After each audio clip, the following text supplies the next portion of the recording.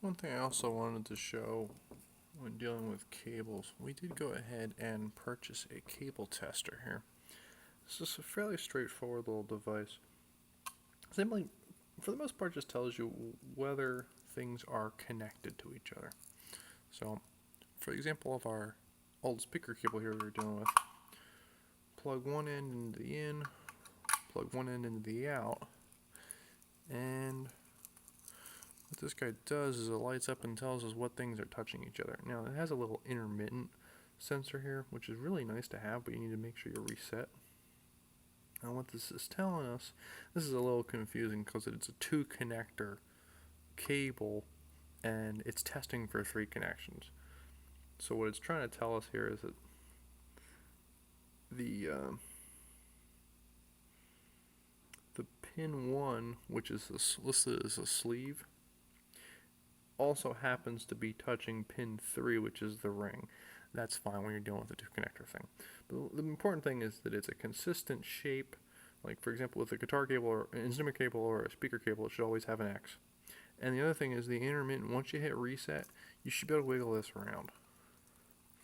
And if you wiggle it around and you occasionally get some of these lights to light up, then you have something kind of loose.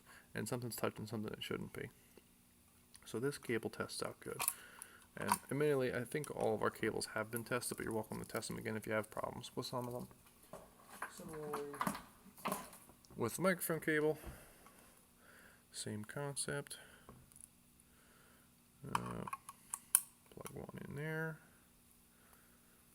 plug the other in like so. You get your intermittent because you just plugged it in. And again, we're getting a nice clean shape. It's not a weird angle. And what this is telling, this is probably would have been better to start out with. This one says pin 1 sleeve is connected to pin 1 sleeve on the other end. And then it's saying that pin 2 tip is touching pin 2 tip on the other end, which again is a good thing. And then pin 3 goes to pin 3. So this is a nice, consistent, healthy cable. I should be able to wiggle it around to a point. I mean, you need to go nuts with it. But wiggle it around a little bit and the intermittent light isn't lighting up. That tells me the connections should be nice and safe, nice and healthy, and should not cause any problems. So just wanted to show that real briefly.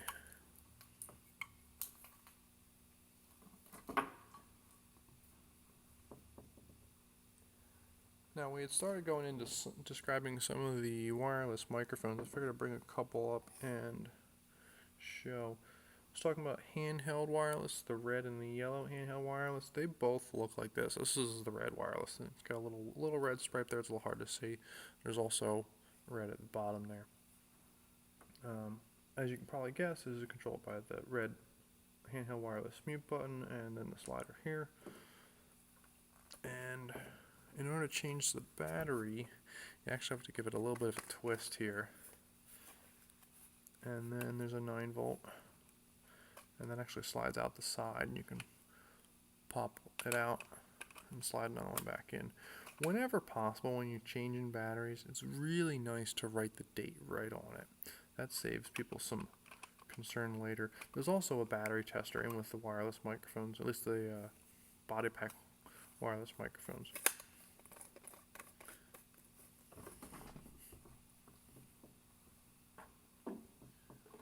I figured I'd go through all the different wireless microphones we have, at least different types. This is another Telex, same brand, but this is one of the original body pack microphones. So it's going to have a belt clip here on the back.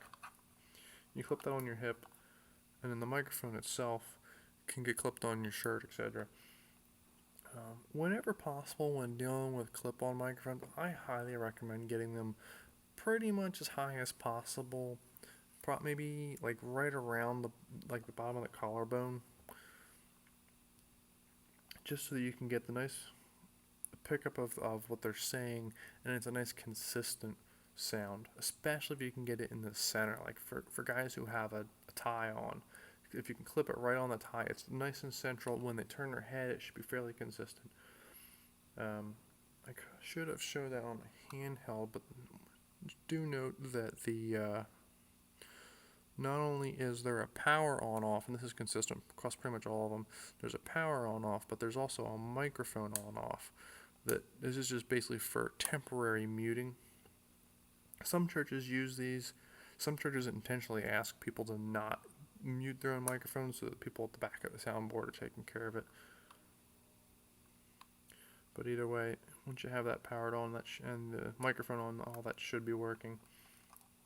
And this should be a fairly straightforward 9-volt battery compartment here in the back. Make sure that's off.